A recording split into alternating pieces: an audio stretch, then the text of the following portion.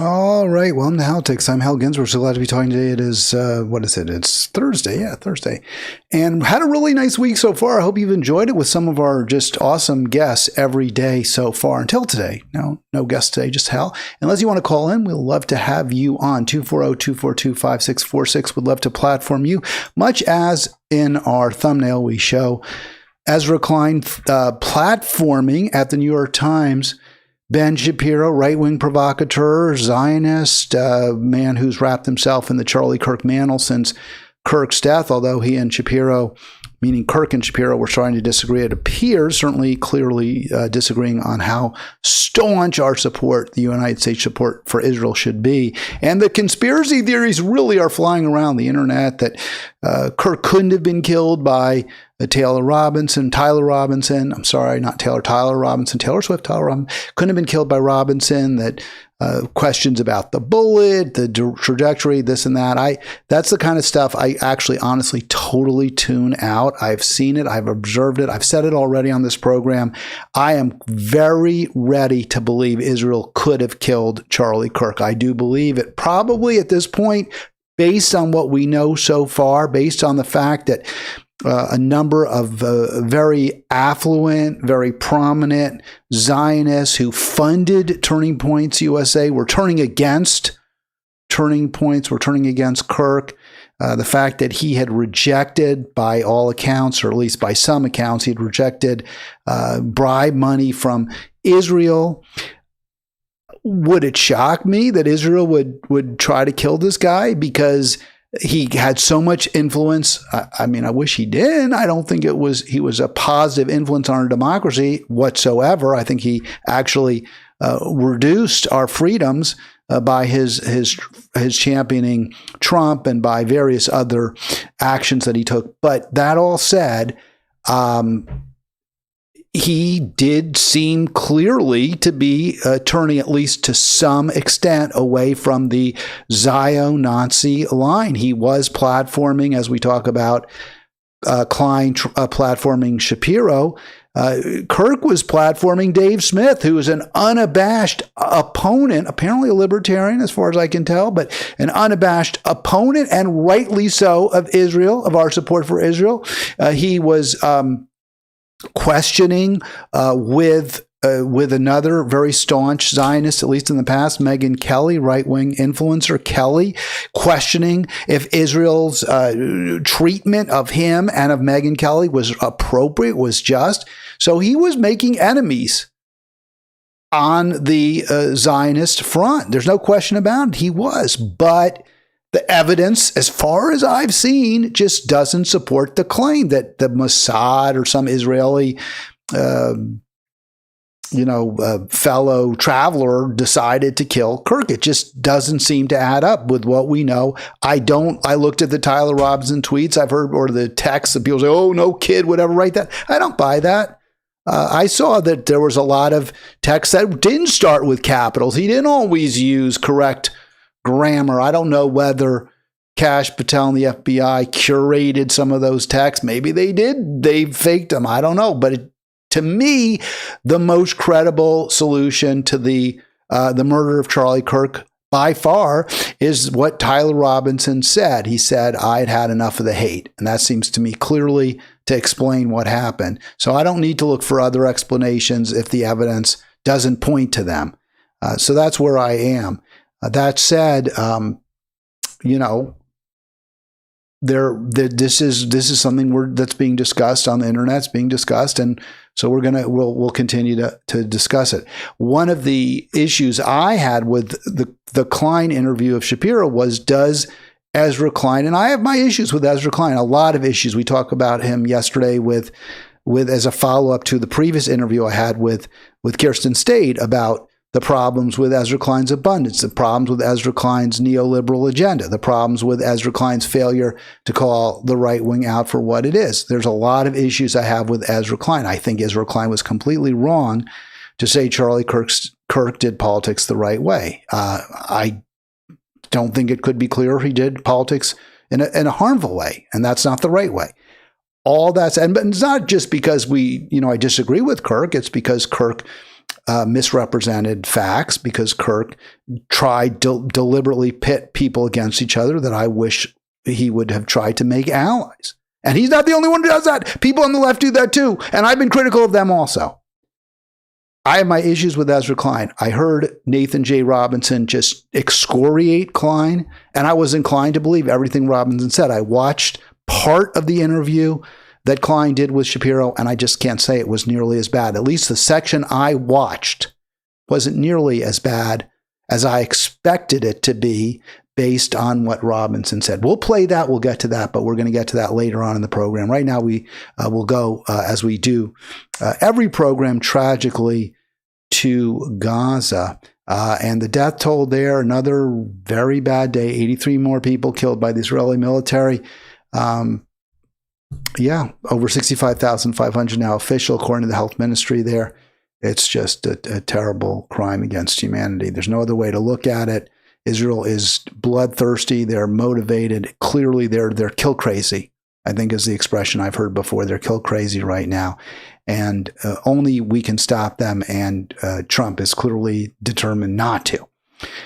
We have to figure out a way, if at all possible, then to take Trump down in the next election, take him down, meaning take his power with the trifecta that he has there. He has the legislature, he has the courts, clearly, and he has the presidency. So there's going to be midterms next year, and I just really, really, really hope that the Democratic Party runs good candidates that can be supported, that are going to fight to end the genocide. They're going to fight for working people, because otherwise things are just going to keep getting worse and worse and worse in this country. That's just how bad they are, and how bad I fear they will continue to get.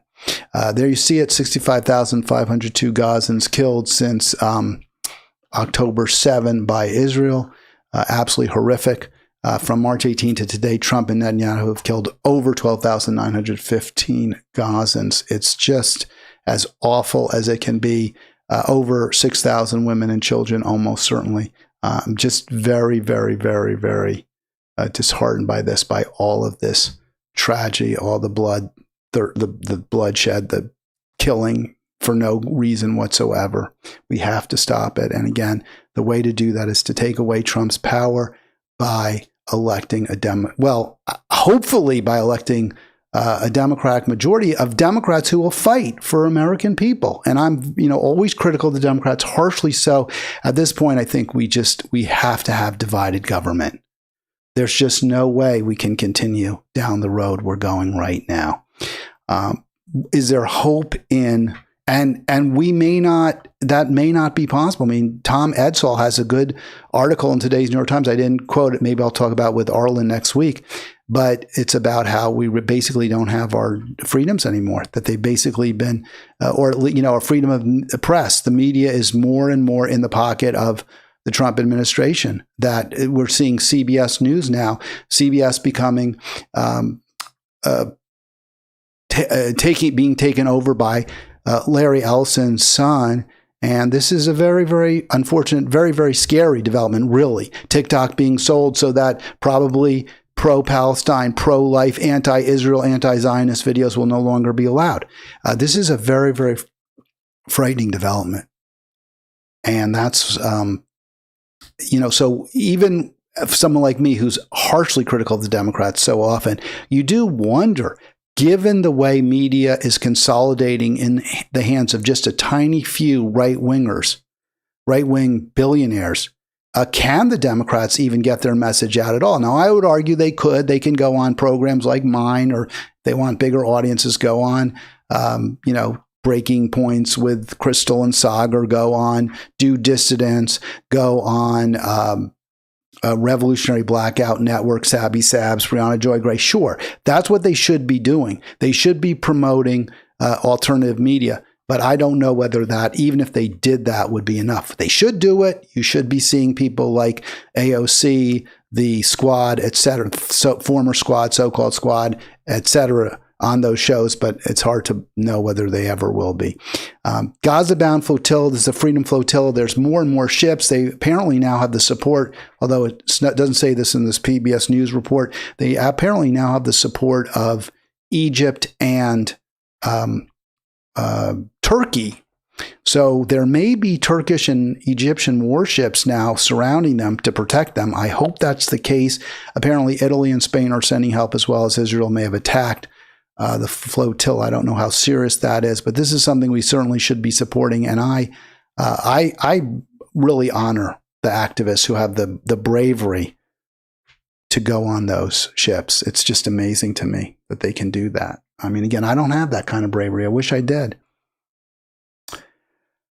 And we have to, right? We have to stand up any possible way. We have to stand up any possible way we can to this. I was talking to a listener to the program, and they made the point to me, we're living, yes, in the climate cataclysm, climate holocaust, but we may not be, even because of what we're seeing now in this administration, we may not get to a place where, this is that germane to our lives. I don't think that's it's already germane. We're already seeing very, very significant negative implications, negative ramifications. We're already seeing deaths from the climate crisis, and it's going to only get worse, regardless of who is in power. But under this administration, it's gotta be. I mean, they're in complete denial. And I always said, hey, the tariffs, to the extent they reduce trade, that's a good thing. We want less trade. Trade is so bad for the environment. But that's not enough. We have to actually stop burning fossil fuels. And that's not what this administration is about. We also have to stop war. And now I haven't followed this story very closely, but it certainly looks like we're looking at perhaps war with Iran. So only all the problems get worse and worse. We try not to just simply wring our hands and fret about how terrible things are here, but also really address solutions, come up with solutions. Did discuss that yesterday with Kirsten. We kind of struggled, to be honest with you, to come up with solutions, unfortunately. So let me just turn that off there, get that down so you don't have that double audio there. All right, 240-242-5646. Would love to hear from you. 240-242-5646. Maybe it's not getting hotter. This is, the deniers will always take any fact and twist it if they possibly can. So August 2025 was not the hottest August on record. It was only Earth's third hottest since 1850. Of course, the two hottest were 24 and 23 in that order. So it's kind of hard for me to conclude that being in a year where we're on track to be the second or third hottest ever, if not the hottest, and the hottest ever have been the last three, it would certainly seem, there's no question, but the data very, very powerfully confirms the theory, the global warming theory, the hypothesis that burning fossil fuels is creating a hotter and hotter planet. In fact, all the evidence that we've seen proves it, supports it. The scientific projections, despite the claims you may hear from some people, oh, they've got it wrong, they've overstated it, it's not as bad as the scientists said. Yeah, it is. And so here's how you can kind of know that. This is on top of this chart. The black line is actual measured temperatures. And you can see as you move to the right, it's further, it's the years go by. So 2024, the black line is at its highest point, right? And then 23, the highest point before that. So the two hottest years you can see that are in the books, 24, 23. And you can see plotted alongside the dark black line are various other projections that climatologists have made. There have been a number of projections made. And you can see those projections are much straighter lines. They're not the jagged line that the actual climate, the actual global temperatures have followed, somewhat jagged based on El Nino, various other factors that come into play, solar spots and the like, volcanic activity, all may cause different spikes and drops in the global temperature. But the trend is very, very clear, up. And we were in 1970 a little about 0.25 degrees Celsius above the pre-industrial level. And now in 24, the thermometer was at about 1.55 above. So just in that 34-year period, we saw well over 1 degree rise in Celsius temperatures globally. And you can again see that black actual temperature line matches very, very closely the projections. In fact, it's on the high end. Only one projection was slightly higher. Also, what you can also look at is the line is below the chart, below the bottom part of the chart, actually, where you see the zero. That is zero is the differential between the projections and the actual temperature. So if it's minus 25, that would mean that the projections are below. In other words, the projections are about minus 25 below what we expected. And if it's above the line, then that means the projections are slightly above what actually occurred. So the expectations, are they above? In other words, the projections, do they actually understate? Then they'd be below the line. If they overstate, the projections would be above the line. The line at zero is the actual temperature. And you can see, as I had said earlier, all but one projection in 24 had our global temperatures below what they actually were. The projections projected that temperatures on Earth would be cooler. The projections by climatologists who said, yes, the climate gets hotter and hotter because we keep pumping more and more carbon dioxide into the atmosphere. That's what the scientists were saying.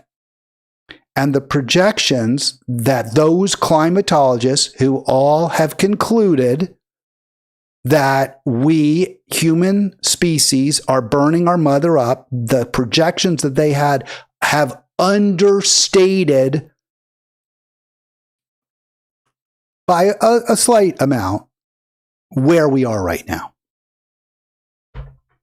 which is the complete opposite of what the right wing tells you, complete opposite of what the Republicans tell you, which is, they're fear mongering and they're alarmists. It's not nearly that bad. It actually is even worse. That's how bad it is. It's even worse. All right, let's go to, we will get to, I promise, Klein. By the way, love to hear from you today. 240-242-5646. Please give me a call. 240-242-5646. Would love to hear from you. Here is the Chris Hedges Show. He interviews. I like to call her my friend. I think we're friends. I think she would say I'm a friend. I hope she would. Medea Benjamin. And she's going to talk to Chris just about where we are now and how bad things have gotten in this country. Activist and Code Pink co-founder Medea Benjamin. Medea, who has protested with Code Pink against wars, whether waged by Democratic or Republican political leaders, was arrested inside the U.S. Capitol a few days ago when she asked Representative Darrell Issa about Israel's attack on Qatar. And I want to just say she's so gutsy. It's so awesome that she does this. Now, I've been with Medea. I have confronted lawmakers on a couple of occasions with her. She's much more aggressive than I am. I mean, it's impressive. It's awesome that she does this. And she puts herself at risk, right? She got arrested for this. I don't want to be arrested. I just think I honor her. This is what true patriotism is, sacrificing for your country. That's what true patriotism is. Here's the Hedges report. Issa refused to answer. His staff attempted to seize her phone and called police. She was charged with, quote, impeding a congressperson. As a veteran anti-war activist, we're now talking decades, how does this moment compare with other moments of... All right, I want to just stop it there because this was a really important question, and I wanted to play her answer for you because this is something, we've heard a lot about. We discussed, and I've often discussed, I've said, well, Trump isn't the worst.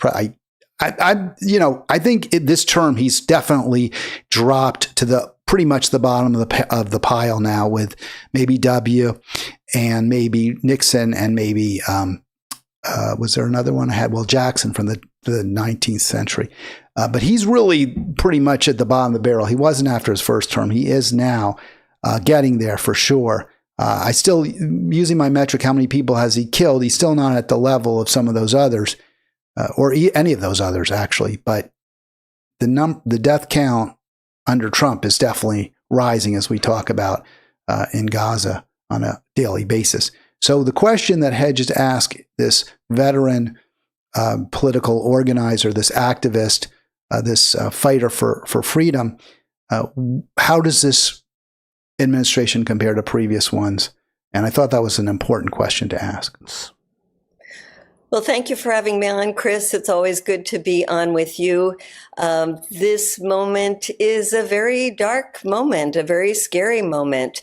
We've certainly had moments in my lifetime where people that went up against administrations were charged with all kinds of ridiculous lawsuits. And during the Iraq War, we received a lot of threats as Code Pink when it was U.S. soldiers who were fighting and dying there.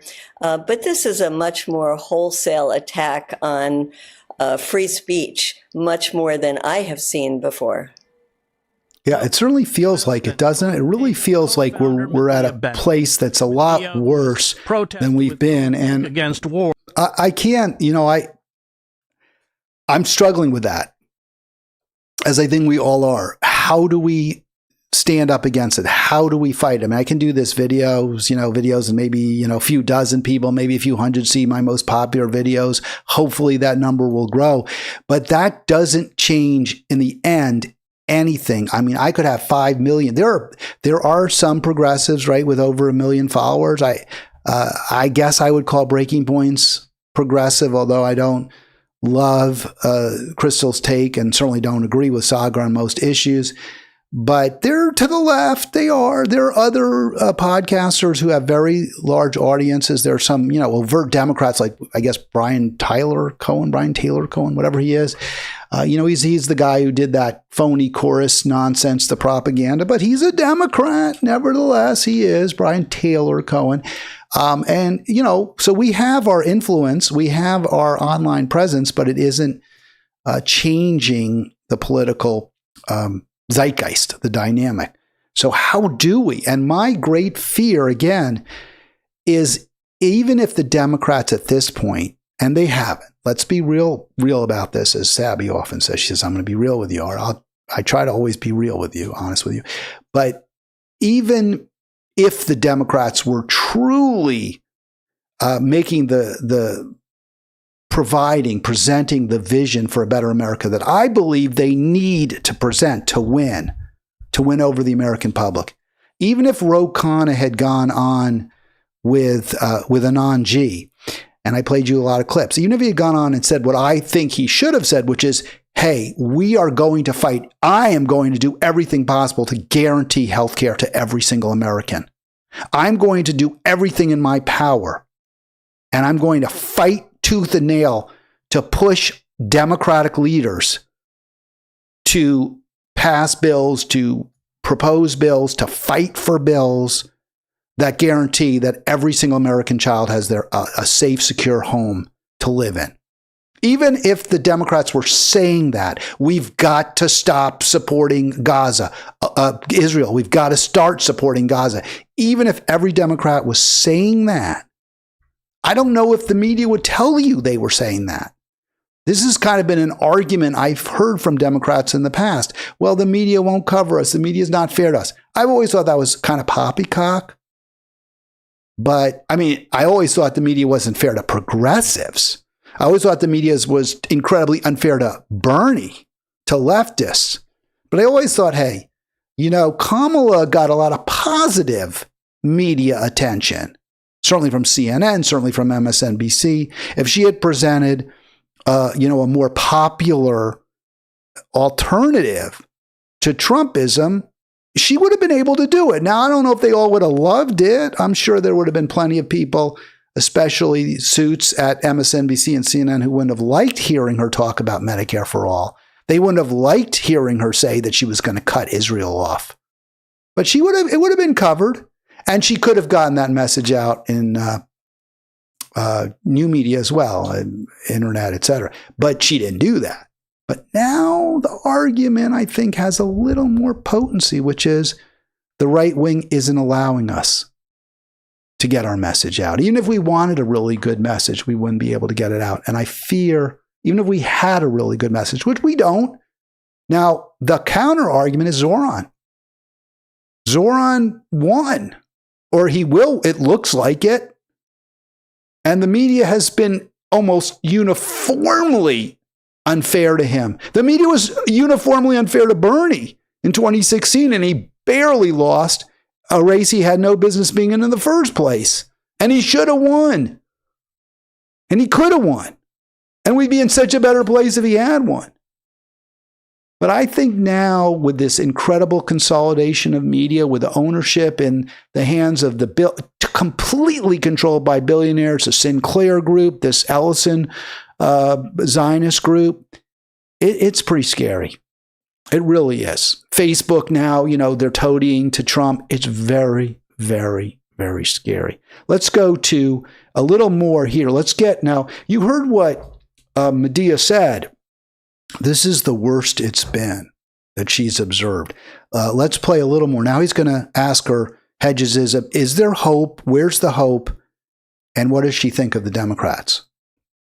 Of young people. We see it when we go into Congress, and you see these Congress people that hold on to their vision of Israel that they're going to keep giving our money to, and the staff people nodding in support of us when we go in, or running after. That is so true, by the way. I want to just comment, because I have done a lot of canvassing in Congress with Code Pink, and we'll go into offices of Congress members and we'll make our pitch, our anti-Israel, pro-Palestine pitch, and we often get very, very smiling, very, very supportive responses from the staffers, who are young people, and their response is often very much different than the official position of their bosses, the Congress members, who continue to support Israel. So Medea, of course she's right, but I'm just going to say, yeah, that's been my experience as well. The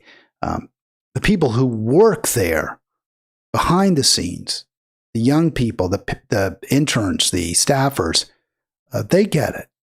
It's just the legislators, and I think it's because they're corrupt. That's just they're bribed, they're bought and paid for, and they're blackmailed as well. There's extortion and there's bribery. And that is why Congress is where it is. In the hallways to say, thank you for coming in. We're working hard to try to change our boss's mind. There is a huge generational gap. And that generational gap is what will save us. See, now I think that's wildly optimistic. We've been hearing about generational gaps saving us forever.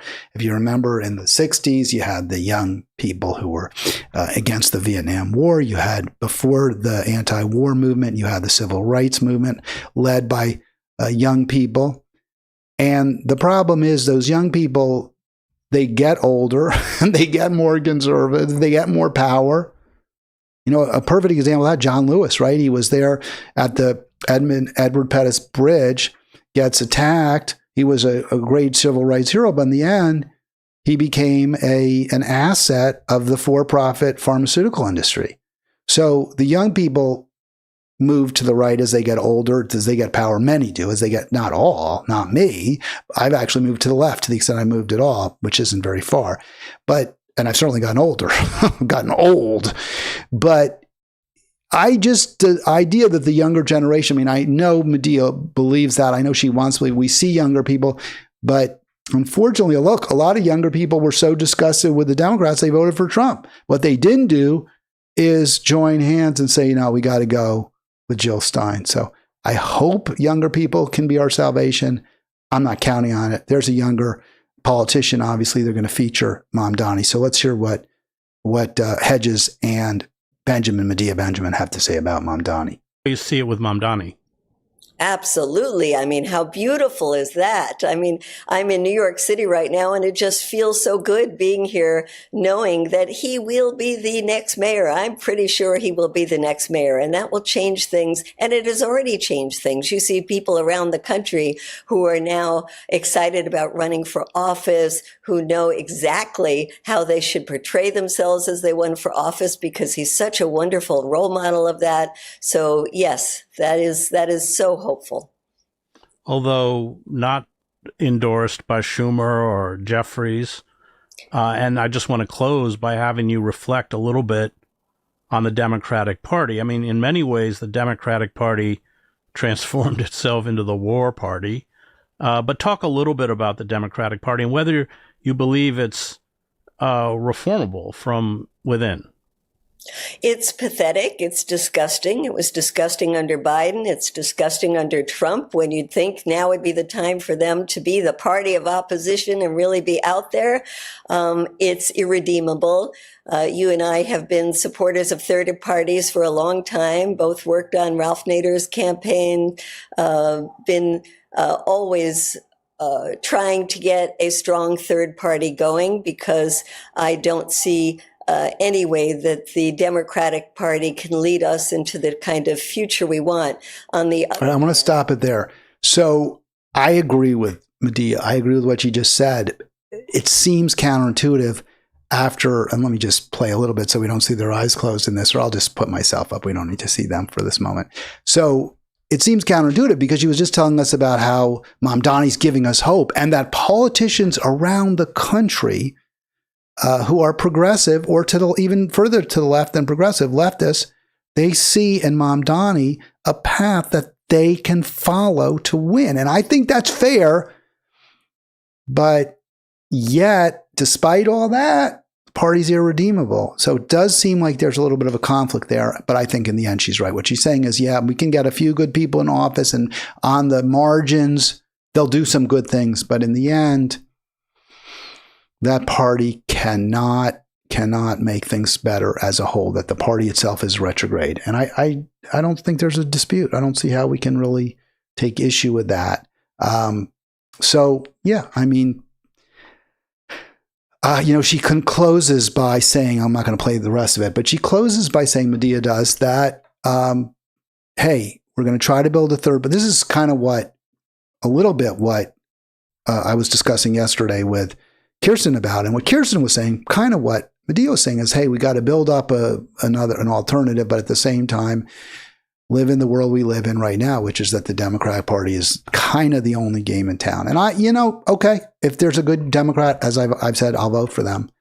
But unfortunately, there just are far too few. And because of that, and because the party itself has no identity, doesn't stand for anything, incredibly easily caricatured, and is trying to beat something, albeit something really bad, Trumpism, with nothing, it won't win. All right, we're going to get, I promise, I keep saying this, we will get to the, maybe people don't even care about this, but I think it's interesting, to the Klein interview of Shapiro, because there was some interesting, I won't exactly call it fireworks, but I thought Klein did a kind of a good job, I have to admit, and I want to play that for you. But I also want to respond. Usually I would do this next segment on the free-for-all, but I thought it was really important. One of my biggest policy prescriptions, if you want to call it that, what I think is incredibly important, is raising taxes on the billionaires, raising taxes on the wealthiest Americans. I think that's critically important. I can't think of anything ultimately that's more important, if you want to know the truth. Because as long as they have so much, people talk about, well, we need campaign finance reform. Really important. But if we just took away 95% of the billionaires' money, 99% of their money, if you have a billionaire who's a centibillionaire, you take away 95%, they still have $5 billion. But if you take away, basically you tax away the billionaire class, right? If you do that, they won't have the power to totally distort and corrupt and pollute our politics to the degree they have.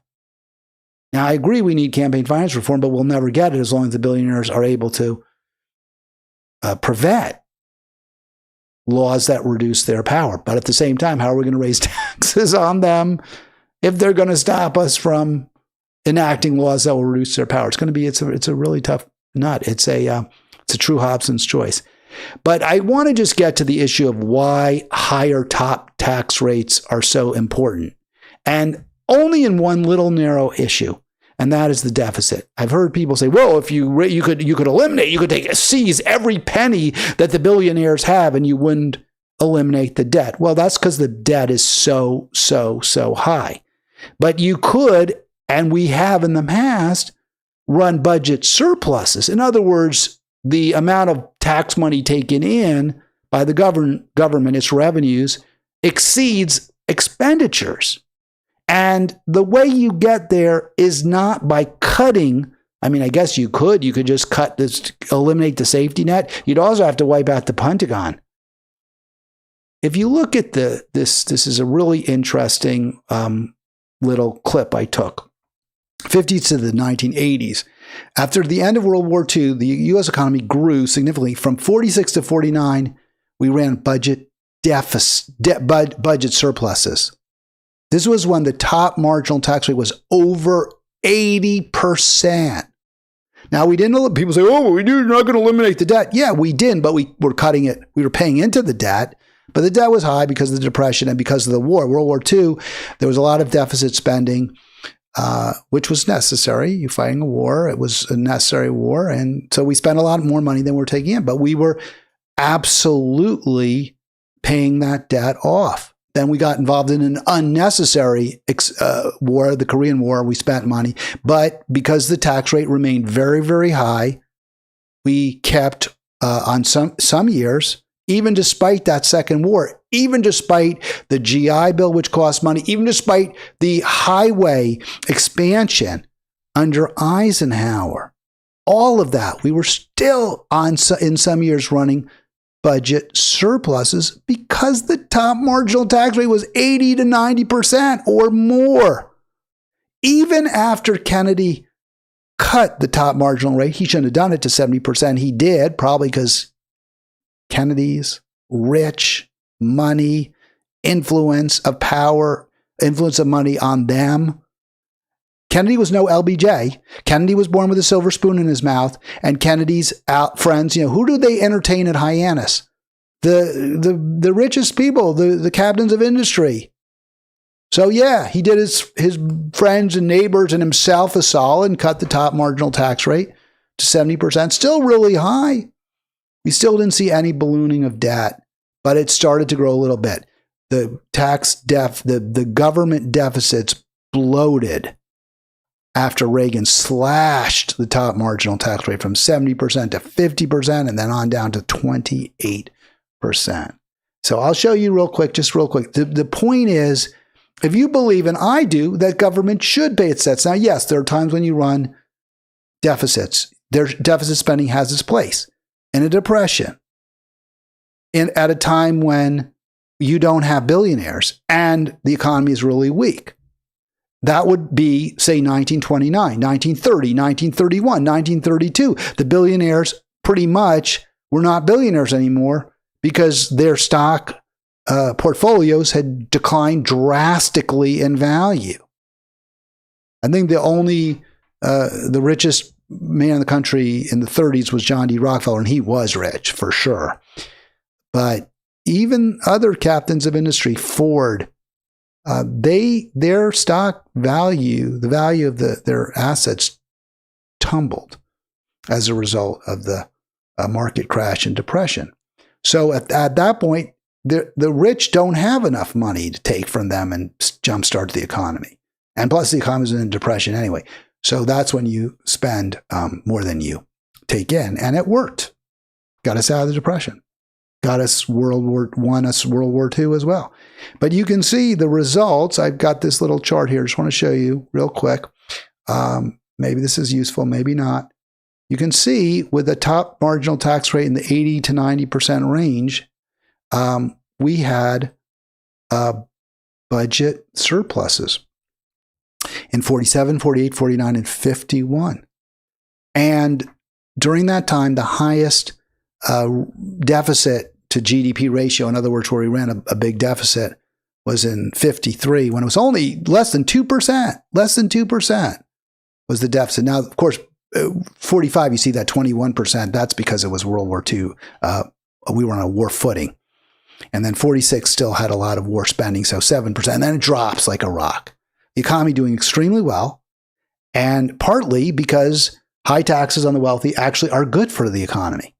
And you can see these good times continued at a time when, by the way, America's poverty rates were dropping, at a time when the wealth and income gap between African Americans and white Americans was dropping. And it was a time when we were also running, in a number of years, budget surpluses. 56, 57, 60. And what was the worst? So I guess Kennedy raised taxes in 61, 62, but still top marginal rate 70%. The worst it got was 1.2%, 2.5%, 59. There was a downturn in the market, went south. But again, high top marginal tax rates, government pays its debts. Government runs surpluses. When doesn't that happen? When you slash top marginal tax rates. So look at this chart. Now we see the rates, deficit to GDP ratio is higher, much higher. Top marginal rates were higher, were still higher up until 81 when Reagan slashed it. So you do see it growing. But 75, remember, this is after the cuts by tax cuts by Kennedy, and also massive Vietnam War spending. Massive Vietnam War spending, and economy is going to a bit of a tailspin there. But by the late 70s, we were righting the ship. Deficit ratio again dropping a little bit. Under Reagan, balloons. 5.7% in 83. 4.6%. Much, much higher than we'd seen in any previous years over the past since World War II, because of those Reagan tax cuts. And ultimately, they raised taxes. The Republicans and the Democrats raised taxes on the middle class, and that's how they got a handle on it. So you can see over and over what the tax cuts have led to greater deficits. Over and over, cutting taxes on the billionaires or creating billionaires because of your tax cuts makes things worse. Bill Clinton, not a fan. He did raise taxes on the rich. The top marginal rate went from 28% to 39.6% under Clinton. We also saw a tech boom during that period, and you do see there, after the tax rate went up almost about 40% on the richest, under Clinton, you do see some budget surpluses, the first we've seen since the early 60s, I believe. Again, as a result of tax hikes under Bush, cuts the taxes on the rich again. You see that 2002, 2001, 2002, big tax cuts by the Republicans, and go back down to, I think, 28% under W. And again, budget deficit balloons. The history could not be clearer. If you don't want to run budget deficits, except during depressions, don't cut taxes on the rich, which is exactly what Republicans do invariably. It's been an absolute disaster for our economy. Those policies have been just incredibly harmful, the tax cuts on the rich. And just to finish it up, we saw the same thing happen under Trump. Trump cut taxes on the rich. He cut a lot of spending, cut taxes on the rich. And we again see ballooning government debt, government deficits. So under Obama, the end of his term, he was, again, the deficit to GDP ratio dropping because of increased receipts from the stock market boom. And then they goes back up 2.4%, 3.1%. Trump cuts taxes 3.4%, 3.8%, 4.6%. 2020, 21. That's COVID years. But then again, we don't get back to where we were because of absurdly low taxes on the wealthy. If you care about running a balanced budget, or even better, running a budget surplus, raise taxes on the wealthy. Republicans do just the opposite. Now, you can make an argument. I'm going to just one more point on this economics. You can make an argument, well, you know what? It's one thing to rob Peter to pay Paul if it makes things worse for working people. But hey, if running those budget deficits improves the quality of life for workers, for poor Americans, then maybe we do it. But in fact, just the opposite has occurred. Since 73, you can see the line splits there between productivity and workers' compensation. Workers' compensation rising steadily in real terms up until 73, from the 40s to the 70s, flat since then. So all those tax cuts for the billionaires have done very, very little for workers. They've run up a big deficit, which the workers will now have to pay for. Their children, their grandchildren, we will have to pay for. It's an awful policy.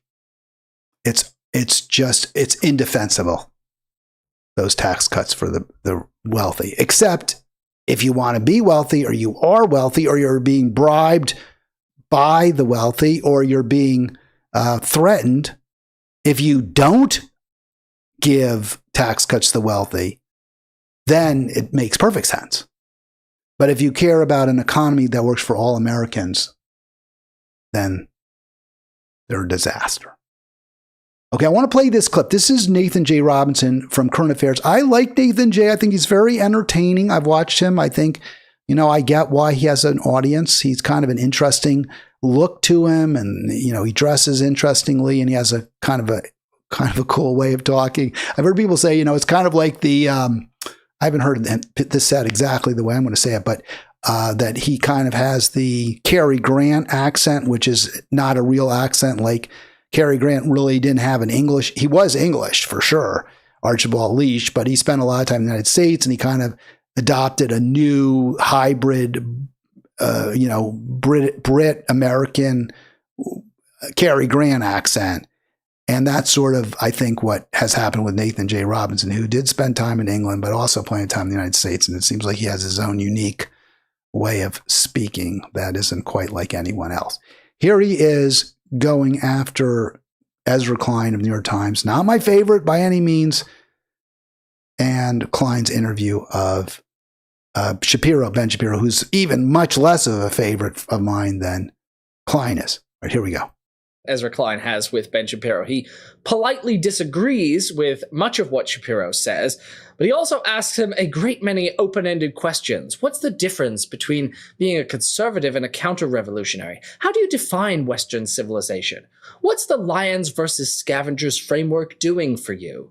All right, so let me just stop it there. That was really interesting, that whole issue of the lions. I really don't follow Ben Shapiro. I know he's kind of a right-wing provocateur, goes to campuses, kind of a Charlie Kirk type activist, and a very, very staunch Zionist as well. And he came out with this book where he has this idea that there's the lions and there's the scavengers, and the scavengers are like the Arabs and people who are getting government assistance. And there's a war between them and the lions, who are the, kill the meat and bring it in. And it's this incredibly simplistic, ultimately false, dishonest, framing, and incredibly fascistic as well. Some people are deserving, others aren't. But I get its appeal, right? The problem with this argument is that even if you accept, and I'm willing to accept, hey, people who do work really hard, who contribute to society in various ways, sure, maybe they deserve a little more money than people who don't. Okay. But is that what we're seeing? Are we seeing hardworking Americans, people who maybe are holding down 3 jobs under the Trump administration or under previous recent years? Are the hardworking people the ones who this economy rewards? Or are people who were to the manor born, who never lifted a finger? People like Charlie Kirk and Ben Shapiro go to campuses and rile people up and pit people against each other and fight against fair compensation for hard workers.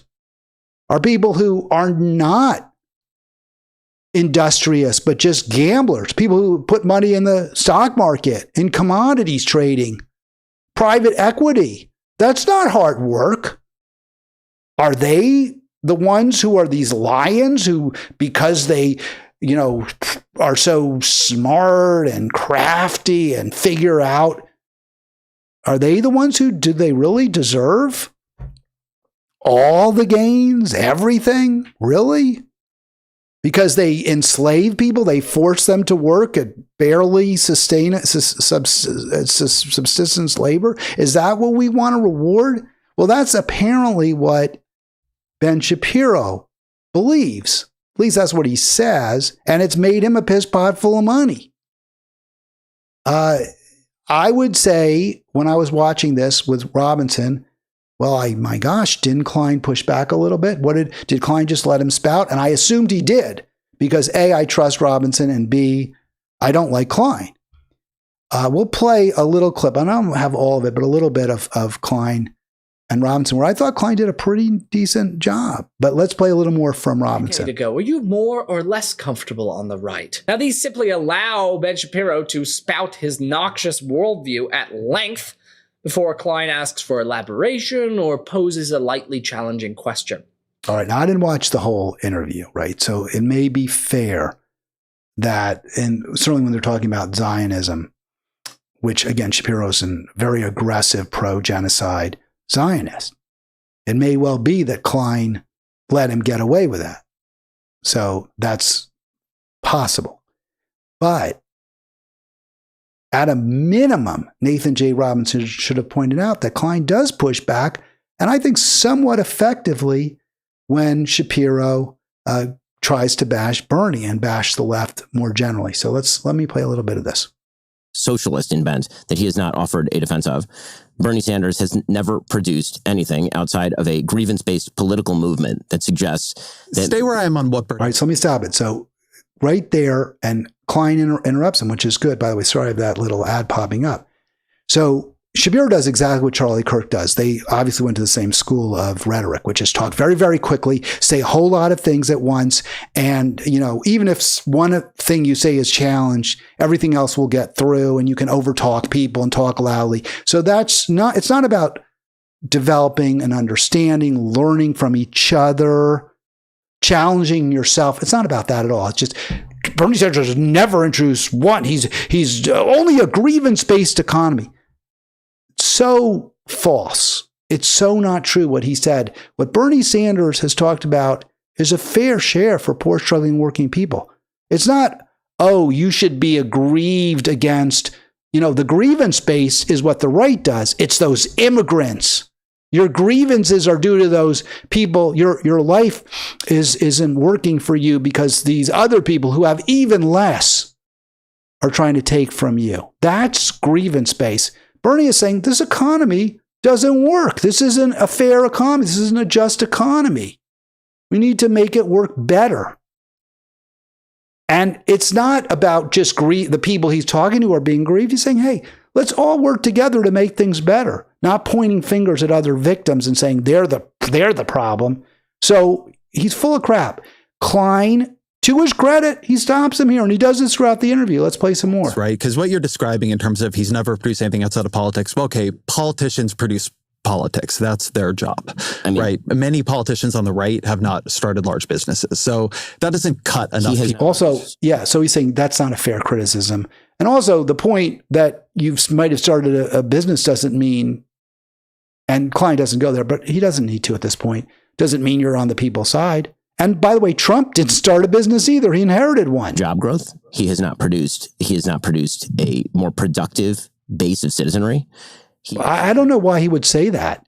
That's just absurd. How do you produce a more productive base of citizenry? What kind of, it's just gobbledygook. It's just throwing something against the wall. And I think this does have value.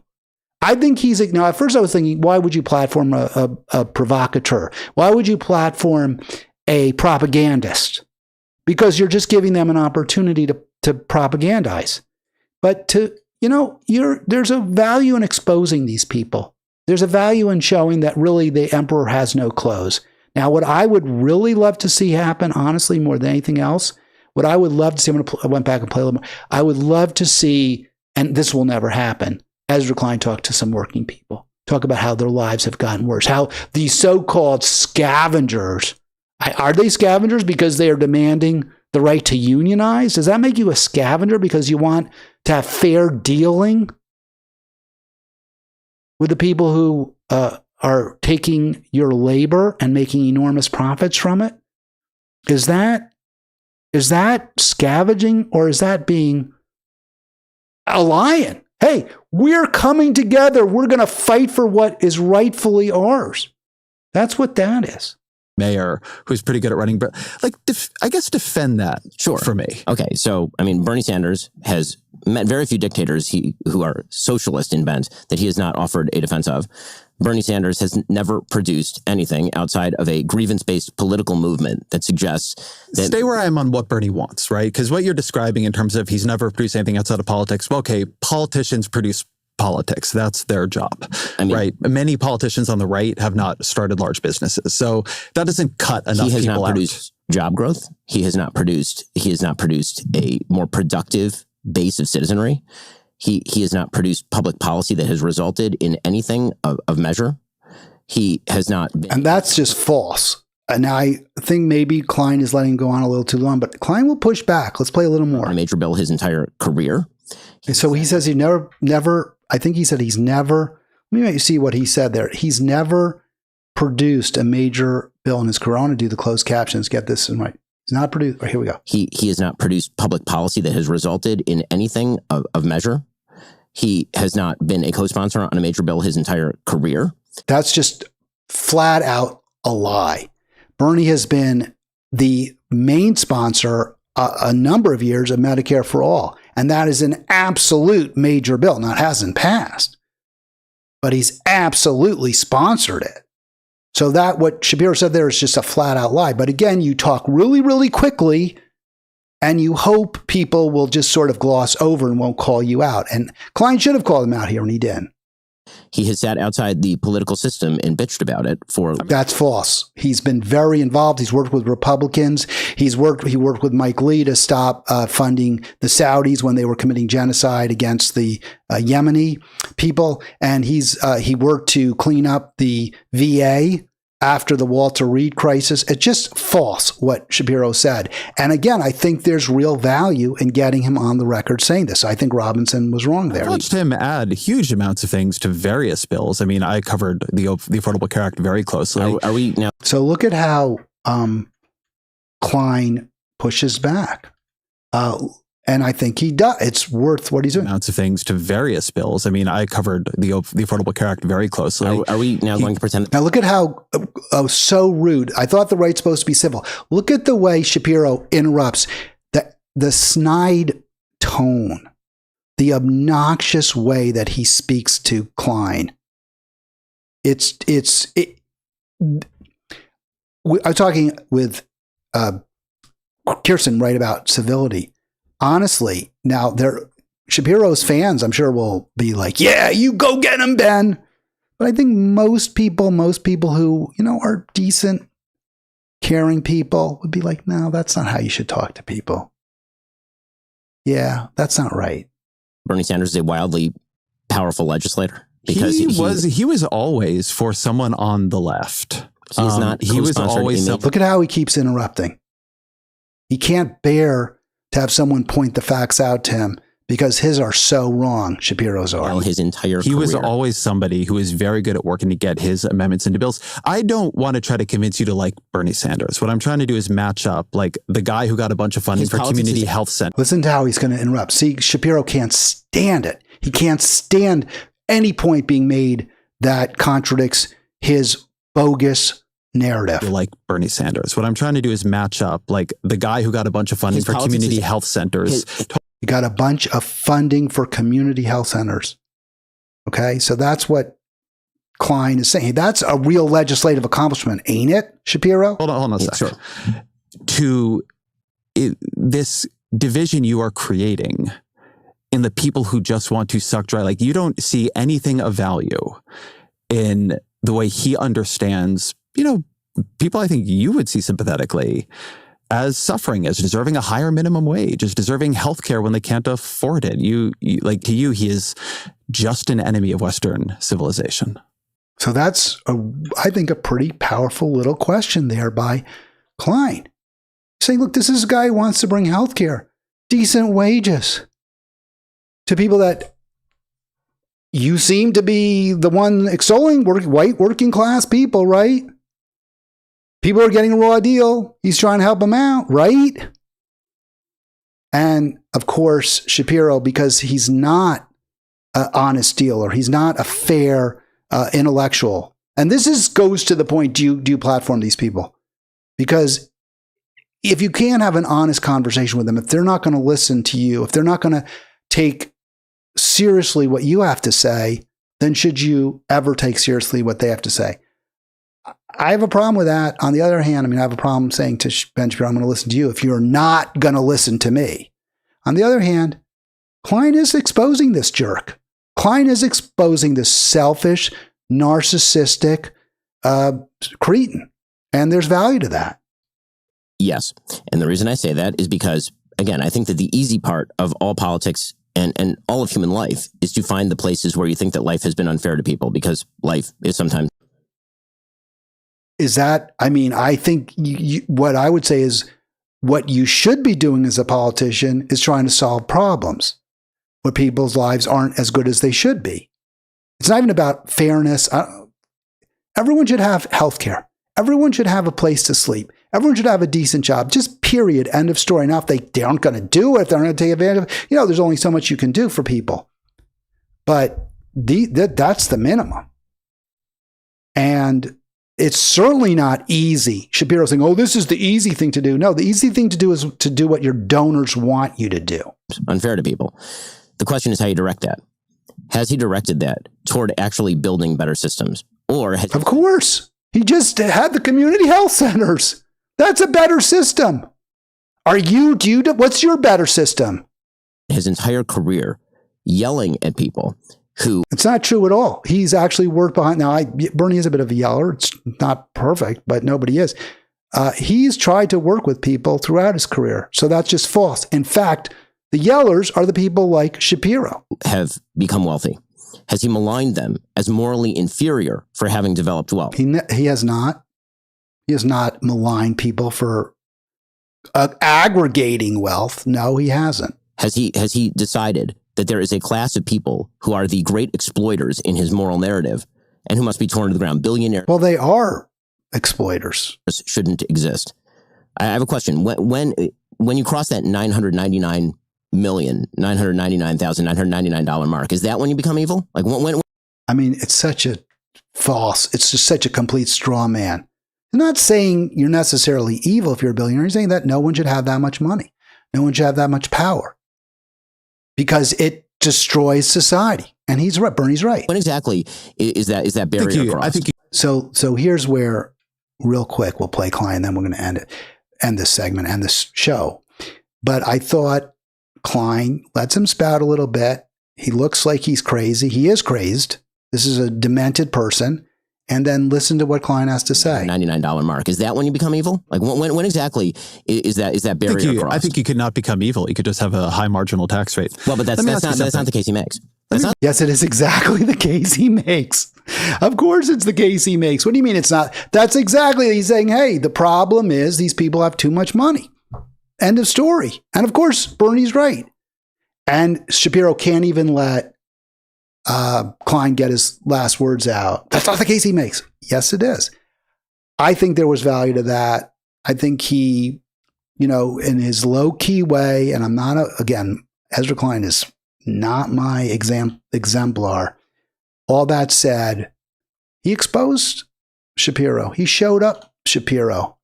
There's value to doing that because Shapiro is not interested in a good faith dialogue. Shapiro is not interested in solving our problems. He's interested in grifting.